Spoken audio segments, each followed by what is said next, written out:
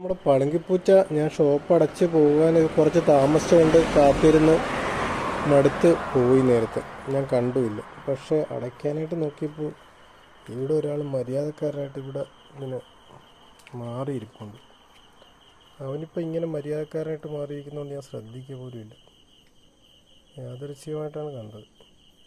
ഇനിയിപ്പോൾ എന്തായാലും നമ്മൾ പളുങ്കിക്ക് വെച്ചിരുന്ന ആഹാരം അവന് കൊടുത്തിട്ട് പോകാം. വാടാ വാ. അവൻ എന്തോ വയ്യാത്ത പോലെ. ബാ ബാ ബാ ഡാ.